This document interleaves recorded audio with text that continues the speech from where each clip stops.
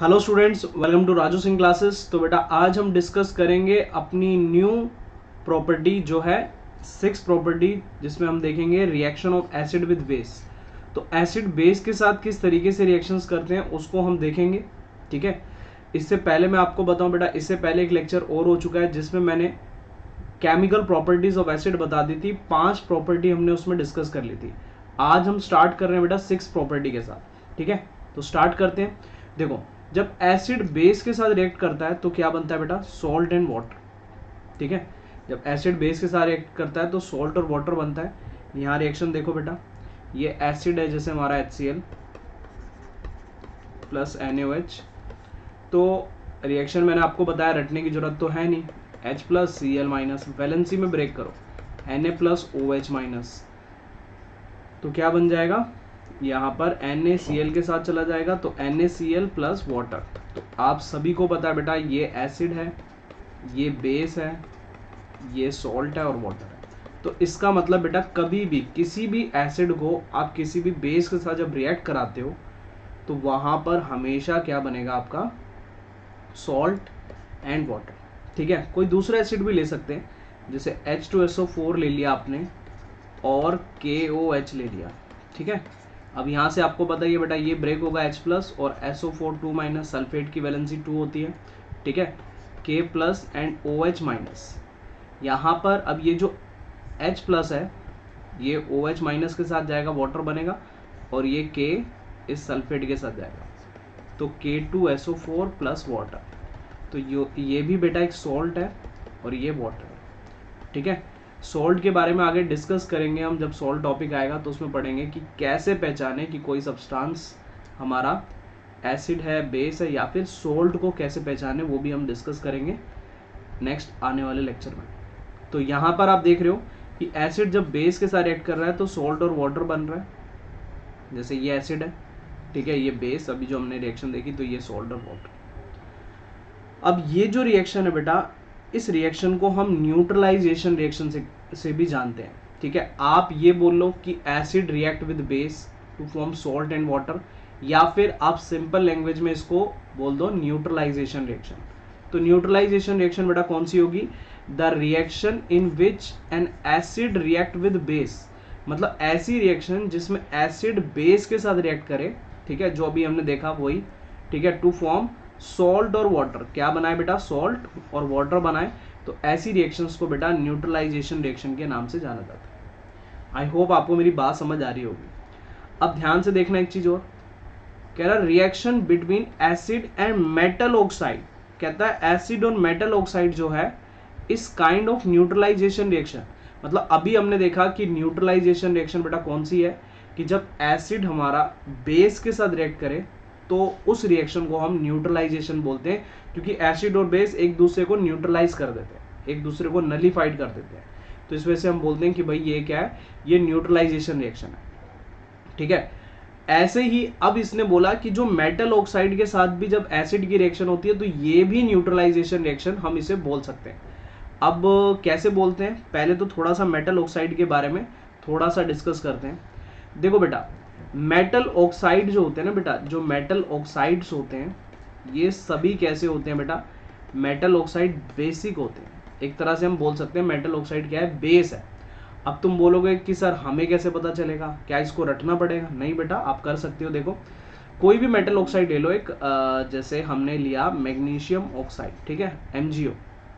ठीक है, अब आपको पता करना है कि कोई भी मेटल ऑक्साइड है। पहले तो देखो मेटल ऑक्साइड होता क्या है। देखो, एक मेटल हो, जब वो ऑक्सीजन के साथ रिएक्ट करेगा तो वो बना देता है बेटा मेटल ऑक्साइड। क्या बना दिया बेटा इसने, मेटल ऑक्साइड बना दिया। अब मुझे चेक करना है कि भाई ये जो ऑक्साइड है, ये जो मेटल का ऑक्साइड है, क्या ये एसिड है या बेस है, मतलब इसका नेचर एसिडिक होता है या बेसिक होता है। तो सिंपल सा है, कुछ नहीं करना बेटा, आप इसको वाटर में डालो। ठीक है, पानी में डाला इसको हमने, पानी में डालने के बाद अगर ये बेस बनाता है तो हम बोलते हैं, और आपको पता है बेटा मैग्नीशियम हाइड्रोक्साइड एक बेस है। ठीक है, बाकी नेक्स्ट अगला टॉपिक हमारा बेस के ऊपर ही आएगा, बेस को कैसे पहचाने वो मैं आपको बताऊंगा। और यहाँ पर मैग्नीशियम ऑक्साइड क्या है बेटा, ये हमने क्या बोला कि ये बेसिक ऑक्साइड हो गया। आई होप आपको मेरी बात समझ आ रही है। तो ऐसे किसी भी ऑक्साइड को चेक करना है कि वो एसिडिक है या बेसिक है, तो क्या करना है, सिंपल है, आपको क्या करना है, उसको वाटर में डाल देना है। ठीक है, अब देखो ये मैंने बताया है, तो साथ साथ इसके मैं अब एक चीज और बता देता हूं आपको कि जितने भी नॉन मेटल ऑक्साइड है, जितने भी नॉन मेटल ऑक्साइड है, ये कैसे होते हैं बच्चे, ये होते हैं हमारे एसिडिक, ये हमारे एसिडिक होते हैं। अब तुम बोलोगे कि सर एसिडिक क्यों है, चेक करो नॉन मेटल ऑक्साइड, पहले तो चेक करो होगा क्या बेटा। जब किसी नॉन मेटल की रिएक्शन हम ऑक्सीजन के साथ करवाते हैं तो इसके बनने वाला ऑक्साइड जो होगा वो नॉन मेटलिक ऑक्साइड होता है। कैसा होगा, नॉन मेटलिक ऑक्साइड होता है।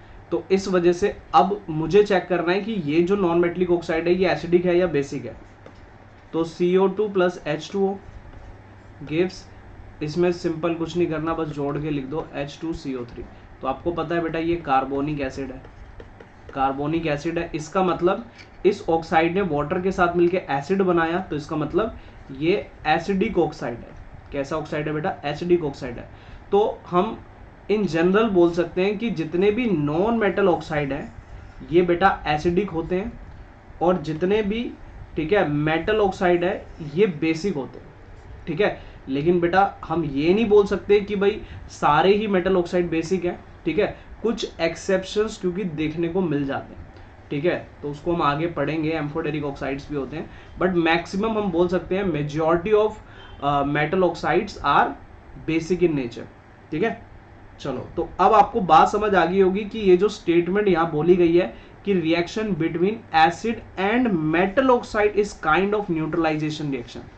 तो मेटल ऑक्साइड जो है वो एक तरह से बेस ही है, ठीक है, और एसिड के साथ रिएक्शन करेगा तो न्यूट्रलाइज करेगा उसको, तो एक तरह से वो क्या बोल देंगे, न्यूट्रलाइजेशन रिएक्शन। बेटा अगर ये चीज समझ आई है तो कमेंट सेक्शन में मेरे को बताना कि सर मेटल ऑक्साइड बेसिक है, ये हमें समझ आ चुका है। ठीक है बेटा, कमेंट करा करो, ठीक है, जैसे मुझे भी आइडिया लगे कि आप लोगों को समझ आ रहा है या नहीं। तो बेटा देखो ये मेटल है कॉपर और ये ऑक्सीजन है, तो ये कैसा ऑक्साइड हो गया, मेटलिक ऑक्साइड। और ये तो आप सबको पता है ये एसिड है, तो ये क्या बना रहा है बेटा, सॉल्ट एंड वाटर। ठीक है, तो इस वजह से इसको हम न्यूट्रलाइजेशन रिएक्शन के नाम से जानते हैं। ठीक है, तो बहुत सिंपल है, सिंपल सी चीजें। नेक्स्ट अब है कुछ और पॉइंट्स हम यहाँ पे देखते हैं।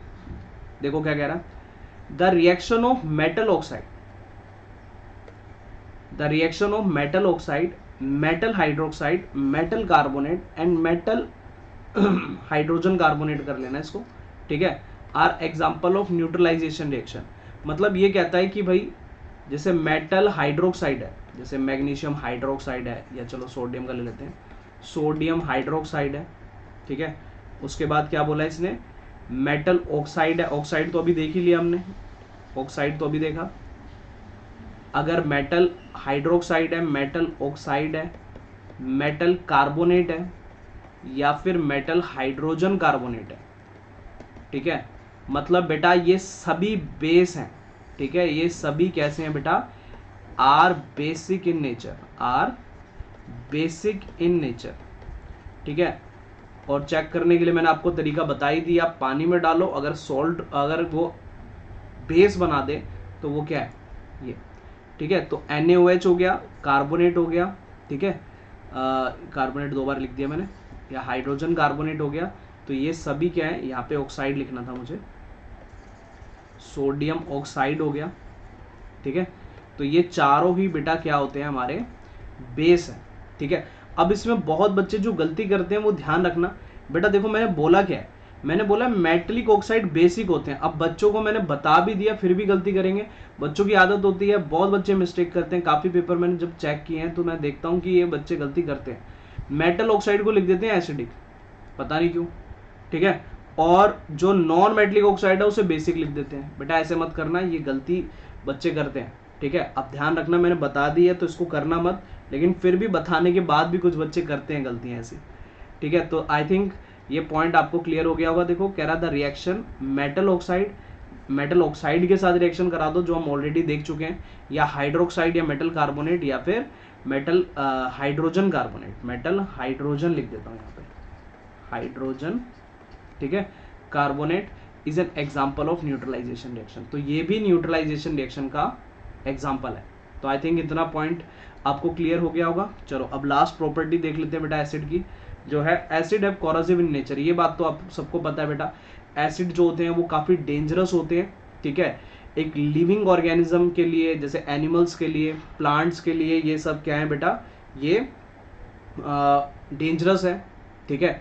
लेकिन साथ साथ जो नॉन लिविंग थिंग्स होती हैं उनके लिए भी डेंजरस होते हैं। मतलब अगर ये किसी भी चीज़ पे गिर जाते हैं तो वहाँ पर उसको जला देंगे। जैसे मान लो ये टी शर्ट मैंने पहन रखी है, ठीक है, अगर इस पे गिर जाता है, ठीक है, मैंने टी शर्ट मान लो रख दी गई फ्लोर पे और गलती से उस पर एसिड गिर जाए, ठीक है, कॉन्सनट्रेटेड एसिड, तो बेटा इस पे जहाँ पे गिरा है एसिड वहाँ पे पूरा होल हो जाएगा, ठीक है। किसी सरफेस पे गिर जाए, ठीक है, किसी वुडन ब्लॉक पे गिर जाए तो उसको पूरा जला देता है वो, ठीक है, मतलब ब्लैक स्पॉट आ जाएगा।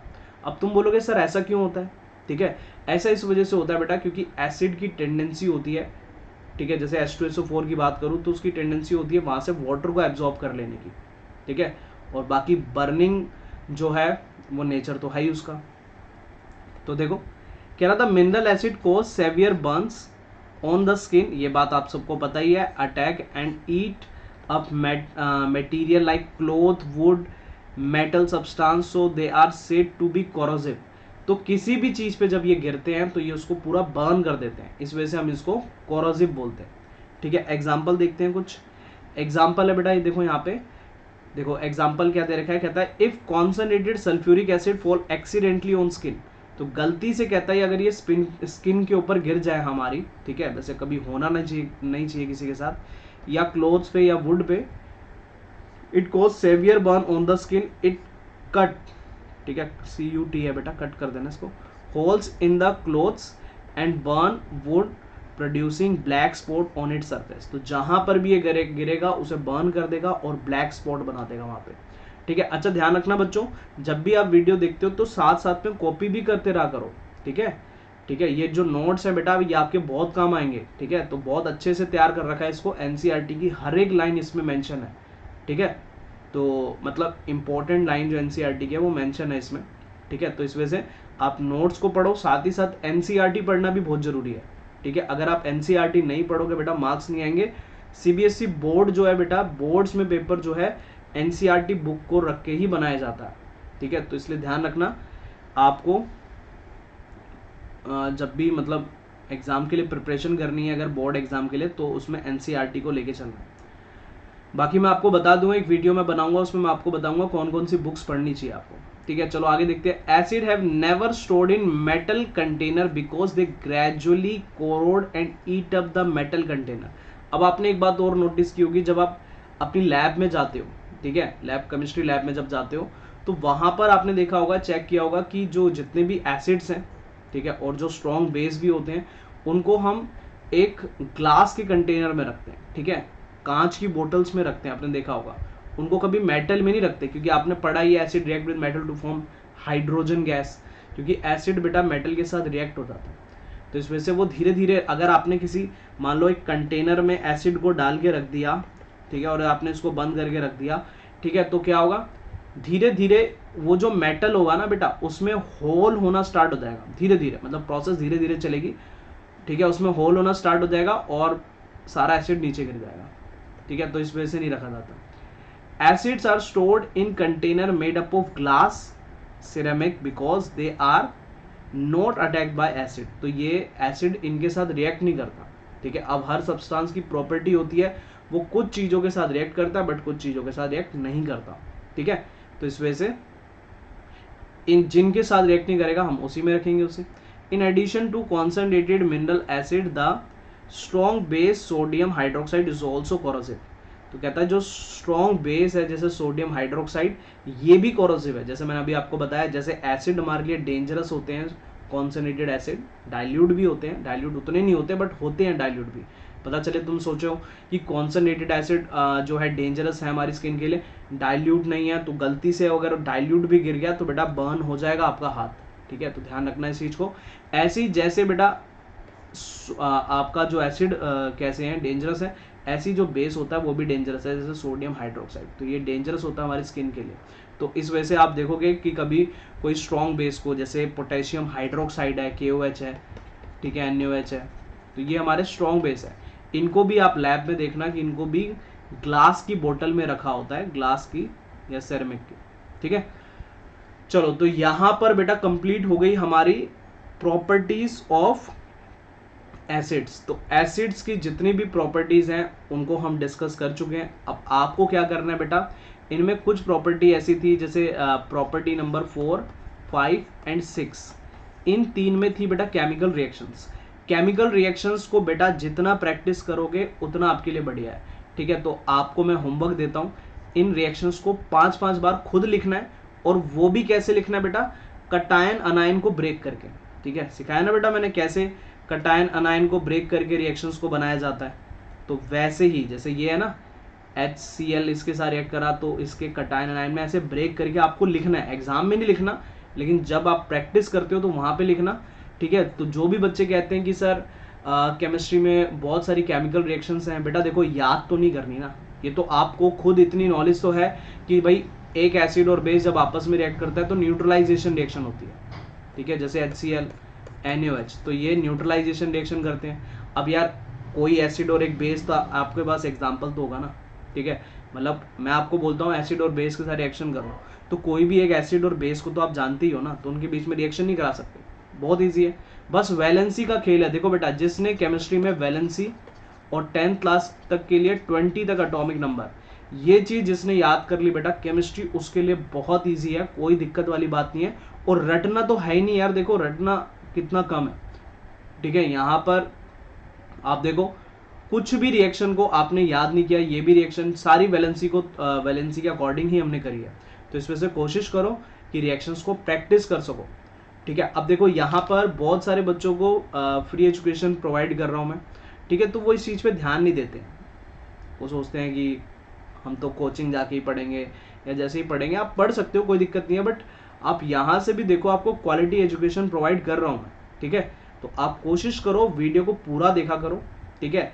स्किप कर करके देखोगे आपको समझ नहीं आएगा, या तो आप देखो तो पूरा देखो, स्किप करके देखना तो कोई फायदा नहीं है, आप अपना टाइम वेस्ट कर रहे हो, ठीक है।